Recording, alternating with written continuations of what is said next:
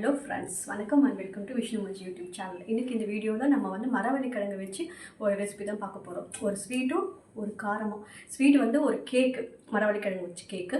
காரம் வந்து வடை. ஓகே, இது வந்து ஸ்கூல் டைமில் வீட்டு வர பிள்ளைங்களுக்கு வந்து டீ டைம் ஸ்நாக்ஸாக கொடுக்கறதுக்கு ரொம்ப ஹெல்ப்ஃபுல்லாக இருக்கும் இந்த ரெசிபி நான் நினைக்கிறேன். வாங்க வீட்டுக்குள்ளே போயிடலாம். மரவள்ளிக்கிழங்கு இந்த மாதிரி திருவி வச்சுக்கோங்க, சின்னதாக நம்ம திருவுறதில். அதோட நம்ம வந்து உளுந்து ஒரு கப்பு நான் இதில் ஆட் பண்ணியிருக்கேன். ஊற வச்சுட்டு அரைச்சி வச்சுருக்கேங்க, ஒரு கப்பு.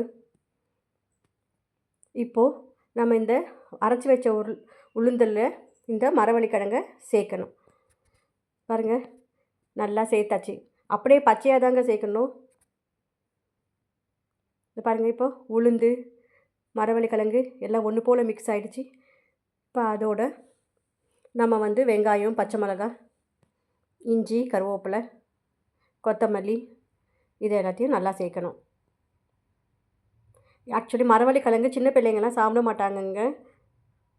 இந்த மாதிரி பண்ணி கொடுத்தா எல்லா குழந்தைங்களும் நல்லா சாப்பிடுவாங்க. இங்கே பாருங்கள், அந்த கிழங்கே தெரியல பாருங்கள், அந்த மரவள்ளிக்கிழங்கு அவ்வளோ நல்லாயிருக்குங்க. டேஸ்ட்டு க்ரன்ச்சியாக இருக்கும்.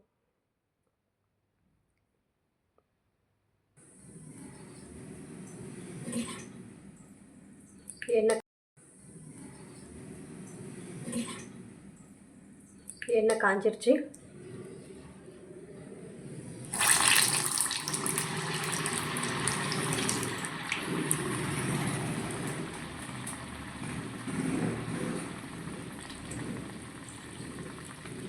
இந்த வடையை நம்ம இந்த எண்ணெயில் கட்டி போடணும். சுவையான மரவள்ளிக்கிழங்கு வடை ரெடி. அடுத்து நம்ம இப்போ கேக்கு, மரவள்ளி கேக்கு செய்யறதுக்கு தேவையான பொருட்கள்: ஒரு கப்பு மரவள்ளிக்கிழங்கு துருவியது, தேங்காய் துருவல் ஒரு 1/2 கப்பு, ஏலக்காய் தூள், ஒரு பிஞ்ச் ஆஃப் சால்ட்டு, அவ்வளோதான்.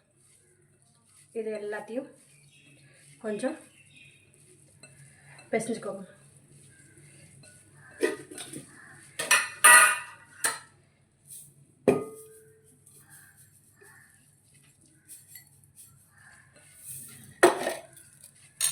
அதுக்கப்புறம் இதில் கொஞ்சம் சுகர்,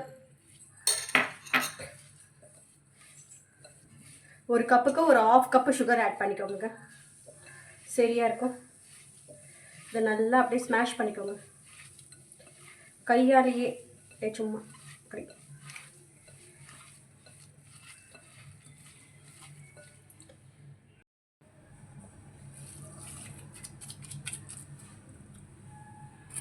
பாருங்கள்,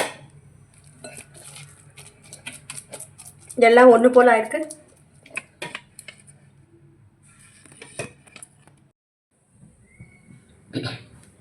அவன் வச்சு பேக் பண்ணி எடுத்தாலும் சரி, இல்லை அவன் இல்லாதவங்க இந்த மாதிரி ஒரு இட்லி பாத்திரத்தில் தண்ணி ஊற்றி இந்த மாதிரி இதை இதில் வச்சு மூடி போட்டு ஒரு 10-15 மினிட்ஸ் வச்சுருங்க.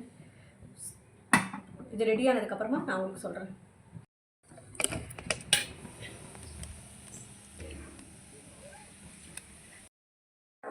ஃபிஃப்டீன் மினிட்ஸ்க்கு அப்புறமா மரவள்ளிக்கிழங்கு பாருங்கள். 15 மினிட்ஸ்க்கு அப்புறமேட்டுக்கும் நம்ம ஸ்டீம் பண்ணி வச்சுருக்கிற மரவள்ளிக்கிழங்கு பாருங்கள் எப்படி இருக்குன்னு சொல்லிட்டு. இதை கொஞ்சம் ஆறுனதுக்கு அப்புறமேட்டுக்கா நம்ம வந்து கட் பண்ணி எடுக்க வேண்டியது தான், அவ்வளோதாங்க. காமிக்க இது ஆறுனதுக்கப்புறம் இந்த மாதிரி கட் பண்ணி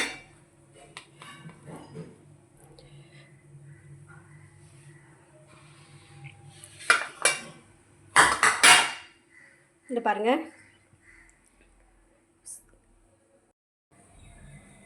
ஓகே, இன்றைக்கி இந்த வீடியோவில் நம்ம வந்து மரவள்ளிக்கிழங்கு கேக்கும் வடையும் பார்த்தோம். இந்த ரெசிபி உங்களுக்கு ரொம்ப பிடிச்சிருக்கும்னு நினைக்கிறேன். நீங்களும் உங்கள் வீட்டில் ட்ரை பண்ணி பாருங்கள். Until then, by from Vishnu Manju. Okay, like பண்ணுங்கள், ஷேர் பண்ணுங்கள், சப்ஸ்கிரைப் பண்ணுங்கள். Tata, bye bye.